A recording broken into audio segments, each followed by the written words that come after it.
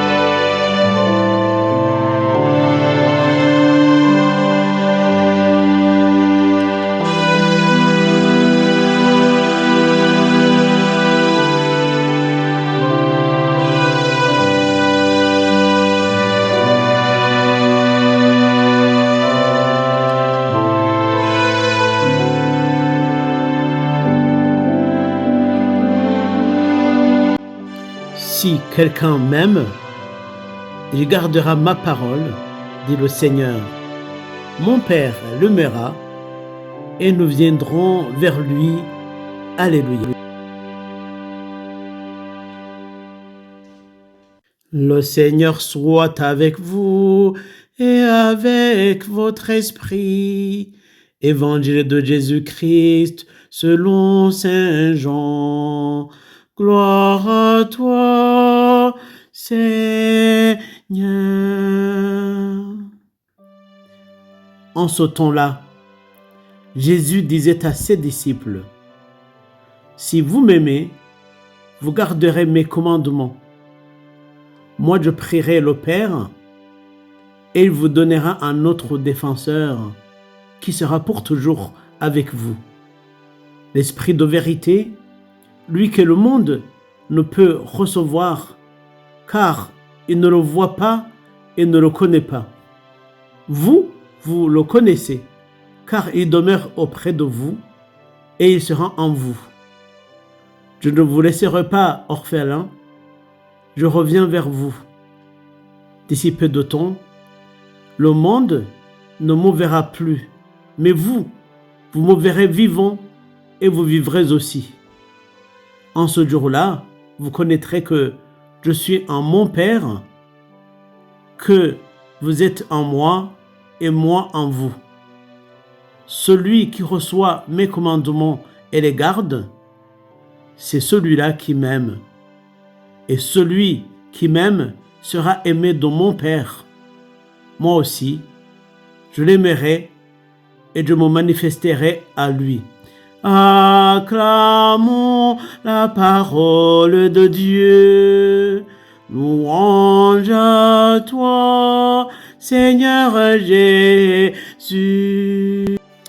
Chers amis de notre chaîne, bonjour et bienvenue dans notre émission consacrée à la méditation de l'évangile de chaque dimanche.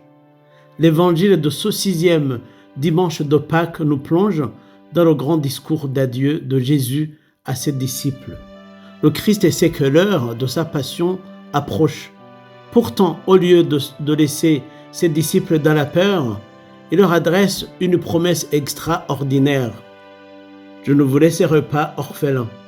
Cette parole constitue le cœur théologique de cet évangile.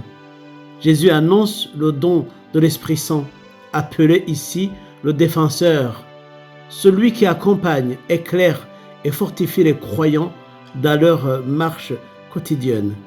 Pour méditer cette parole de ce dimanche, nous allons nous servir de 3 points. Le premier point que nous allons méditer, c'est l'amour du Christ qui se traduit dans la vie concrète des gens. Jésus déclare, « Si vous m'aimez, vous garderez mes commandements. » Le christianisme ne se réduit pas à des paroles ou à des émotions religieuses. Aimer le Christ signifie vivre son évangile.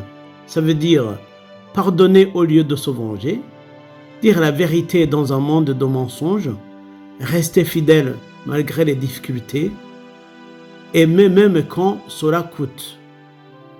Dans la vie courante, cela peut se traduire par exemple, un parent qui continue de soutenir sa famille malgré la fatigue, un jeune qui refuse la tricherie pour rester honnête, une personne qui choisit la réconciliation après une dispute familiale, etc.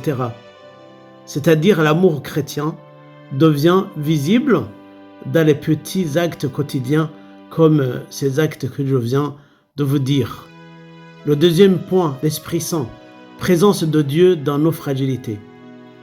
Jésus promet, je prierai le Père et il vous donnera un autre défenseur. Dans le cadre théologique de cet évangile, qui est profondément trinitaire, le Père envoie, le Fils promet, l'Esprit Saint demeure avec les croyants. L'Esprit Saint n'est pas une idée abstraite. Il agit dans nos vies. Par exemple, lorsqu'il nous donne la paix dans l'épreuve, lorsqu'il éclaire une décision difficile, lorsqu'il nous aide à garder l'espérance malgré les difficultés. Combien de personnes trouvent une force inattendue dans la prière au cœur de la maladie, du deuil ou de la solitude? Voilà l'action discrète mais réelle de l'Esprit de Dieu. Troisième point, je ne vous laisserai pas orphelin. Cette phrase est particulièrement actuelle.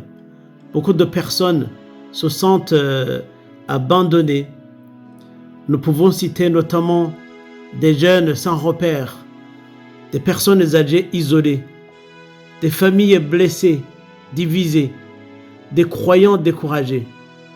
Mais le Christ ressuscité nous rappelle qu'il demeure présent, comme l'écrivait saint Augustin. Il disait, je le cite, « Dieu est plus intime à nous-mêmes que nous-mêmes. Il faut laisser Dieu agir en nous. » Et le pape François ajoute, « L'Esprit Saint nous donne le courage d'aller de l'avant et de ne pas avoir peur. » En conclusion, frères et sœurs, ce 6e dimanche de Pâques nous invite à vivre une foi concrète et confiante. Le Christ ne nous abandonne jamais. Son esprit continue d'agir dans nos vies, dans nos familles et dans notre monde. Alors, au cœur même de nos fragilités, gardons cette certitude, nous ne sommes pas seuls. Que l'Esprit Saint renouvelle notre foi, éclaire notre route et fasse de nous des témoins joyeux du Christ ressuscité. Bonne méditation et que le Seigneur vous bénisse. Merci.